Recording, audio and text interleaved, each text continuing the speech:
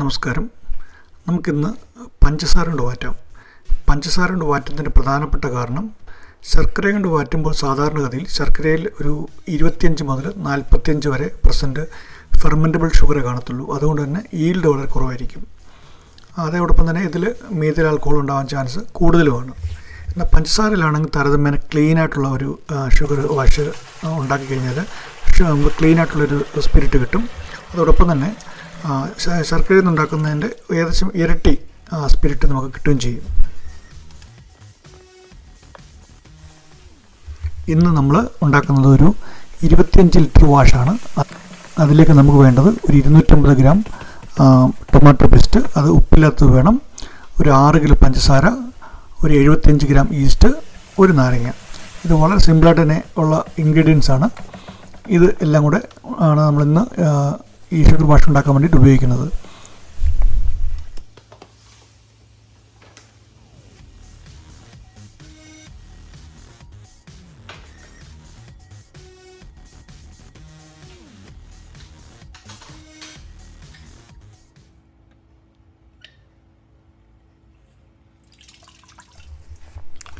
നാരങ്ങയ്ക്ക് പകരം വേണമെങ്കിൽ citric acid ഉപയോഗിക്കാം. എന്നാൽ നമ്മളിവിടെ നാരങ്ങ തന്നെയാണ് ഉപയോഗിക്കുന്നത്. കാരണം നാരങ്ങയാണ് വളരെ ഈസി ആയിട്ട് കിട്ടുന്നത്.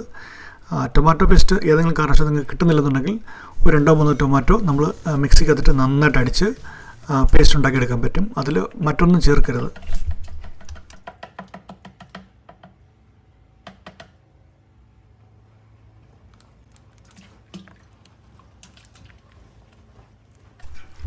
ഇതിൻ്റെ ഇൻഗ്രീഡിയൻസ് ഞാൻ ഡിസ്ക്രിപ്ഷനിൽ കൊടുക്കുന്നുണ്ട്, അപ്പോൾ അവിടെ നിന്ന് എടുക്കാം.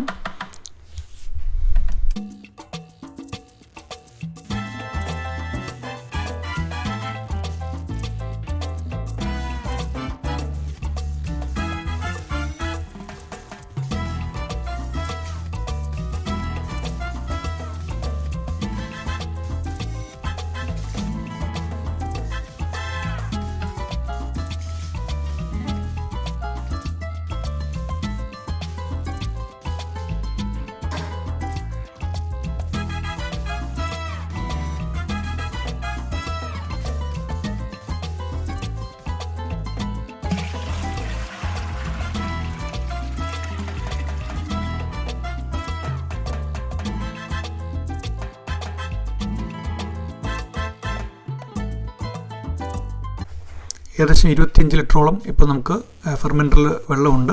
ഇത് നന്നായിട്ട് നമ്മൾ ഇളക്കി കൊടുക്കണം. നന്നായിട്ട് വെച്ചാൽ ഇത് സാധാരണ ഈ ടൊമാറ്റോ പേസ്റ്റ് കട്ട പിടിച്ച് കിടക്കും. അത് നന്നായിട്ട് ഇളക്കണം. അതുപോലെ തന്നെ നമ്മൾ ഇതിന് ശേഷം നന്നായിട്ട് ഇളക്കിയ ശേഷം മാത്രമേ നമ്മൾ ഈസ്റ്റ് ഇടാവൂ. ഈസ്റ്റ് ഇടുന്നതിന് മുമ്പേ നമ്മൾ ഉപയോഗിക്കുന്നത് ബേക്കർ ഈസ്റ്റാണ്. അതുകൊണ്ട് തന്നെ ടെമ്പറേച്ചർ ഏകദേശം ഒരു 30 ഡിഗ്രി അടുപ്പിച്ചിട്ടുണ്ടെങ്കിൽ മാത്രമേ നമ്മൾ ഈസ്റ്റ് ഇടാവൂ. ടെമ്പറേച്ചർ വളരെ കുറഞ്ഞു പോകുകയാണെന്നുണ്ടെങ്കിൽ ഫെർമെൻറ്റേഷൻ വളരെ താമസിക്കും. പക്ഷേ ഏകദേശം ഒരു 1 മുതൽ 2 ആഴ്ച വരെയോളം ഇത്തരം വാഷിന് ഫെർമെൻറ്റ് കംപ്ലീറ്റ് ആകാൻ വേണ്ടിയിട്ട് എടുക്കാറുണ്ട്. അതുകൊണ്ട് നമ്മൾ പെട്ടെന്ന് ചെയ്യണം എന്നാഗ്രഹമുണ്ടെന്നുണ്ടെങ്കിൽ അല്പം നമ്മൾ ഡയമോണിയം ഫോസ്ഫേറ്റുകൾ ചേർക്കണം. പക്ഷേ നമ്മൾ ഡയമോണിയം ഫോസ്ഫേറ്റ് ചേർക്കാത്തതിന് മെയിൻ കാരണം ഇത് ക്ലീനായിട്ടുള്ള ഒരു ടേസ്റ്റ് കിട്ടാൻ വേണ്ടിയിട്ടാണ്. അതോടൊപ്പം തന്നെ നമ്മൾ ഇതിനകത്ത് മറ്റ് പെട്ടെന്ന് കിട്ടാത്ത യാതൊരു രീതിയിലുള്ള ഇൻഗ്രീഡിയൻസും ഉപയോഗിക്കാൻ നമുക്ക് താല്പര്യവുമില്ല. അപ്പോൾ ഇത് ഏകദേശം നമ്മൾ ഒരു 2 ആഴ്ചത്തേക്ക് ഈ ഈസ്റ്റെല്ലാം ചേർത്ത ശേഷം ഒന്ന് അടച്ചു വെക്കുക. അതിനുശേഷം നമുക്ക് ഡിസ്റ്റിൽ ചെയ്യാം.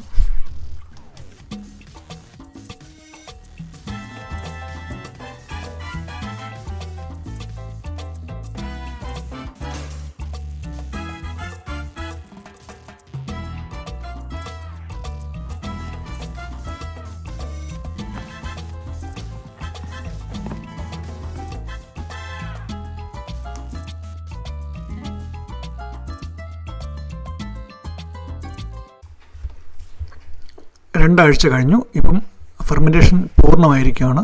ഇപ്പോൾ നല്ല ക്ലീനായിട്ട് തന്നെ നമുക്ക് ഈ വാഷ് കാണാം.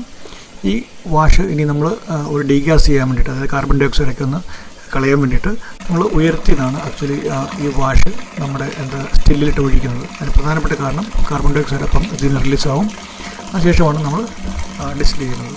ഇതിനകത്ത് ഒഴിച്ചെടുക്കുമ്പം അടിയിലുള്ള മട്ടിയൊന്നും ഇതിനകത്ത് വരാതിരിക്കാൻ വേണ്ടി ശ്രദ്ധിക്കണം.